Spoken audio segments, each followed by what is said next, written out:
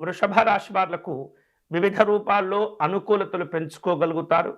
వ్యక్తిగతంగా చూసినట్లయితే ఏమాత్రం కూడా తీరిక లేనటువంటి విధంగా గడిచిపోతూ ఉంటుంది. అనేకమైనటువంటి పనులు చేపట్టే ఆలోచనలు కలుగుతూ ఉంటాయి. ఉద్యోగ విషయాల్లో సానుకూలంగా ఉంటుంది.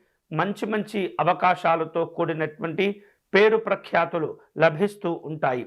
అయితే వృత్తి వ్యాపారాల్లో మాత్రం తొందరపడకూడదు. మీ యొక్క పరిస్థితులు, మీ యొక్క శక్తియుక్తులను గమనించుకుంటూ వాటిని అంచనా వేసుకుంటూ ఈ వృత్తి వ్యాపారాల్లో నిర్ణయాలు తీసుకునే ప్రయత్నం చేయాలి. ఏమాత్రం కూడా వచ్చినటువంటి అవకాశాలను జారవిడుచుకోకుండా ఎప్పటికప్పుడు మీరు చైతన్యవంతంగా వ్యవహరిస్తూ ఉండాలి. అనేక విధాలుగా ఆదాయాలు పెంచుకునేటటువంటి మార్గాలు ఉన్నప్పటికీ మీ యొక్క చురుకుదనము ఏమాత్రం కూడా తక్కువగా ఉన్నట్లయితే వాటిని కోల్పోయేటటువంటి పరిస్థితులు ఉంటూ ఉంటాయి.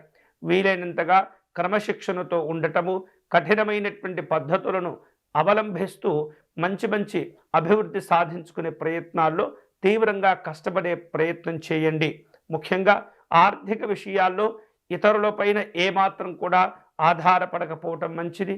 మీ వ్యక్తిగత ఆలోచనలు, మీ యొక్క ప్రణాళికలు మీకు మీరుగా నిర్ణయించుకునేటటువంటి ప్రయత్నం చేస్తుండండి. అనారోగ్య భావనలు తగ్గిపోతాయి.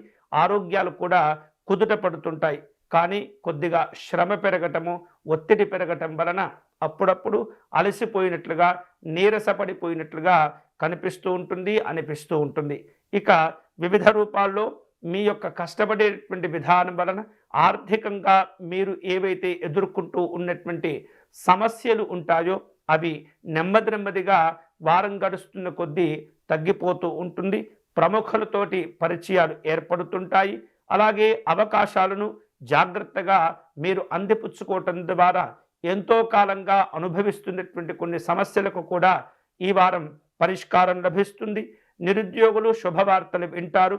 ఈ వృషభ రాశి వారు ఆహార విషయాల్లో వాటిని పాటించేటటువంటి పద్ధతుల్లో, నియమాల్లో కొంత జాగ్రత్తగా వ్యవహరిస్తుండాలి. మంచి ఆహారాన్ని తీసుకునే ప్రయత్నం చేయండి. అలాగే వివిధ రూపాల్లో ఏవైతే గతంలో కుదుర్చుకున్న ఒప్పందాలు ఉంటాయో వాటిని కూడా సమీక్షలు చేసుకునే ప్రయత్నాలు చేస్తుంటారు వృషభ రాశి వారు. వృషభ రాశి వారు ఈ వారం శుభకరమైనటువంటి ఫలితాలు పొందే క్రమంలో పరమేశ్వరుణ్ణి ఆరాధించే ప్రయత్నం చేయండి.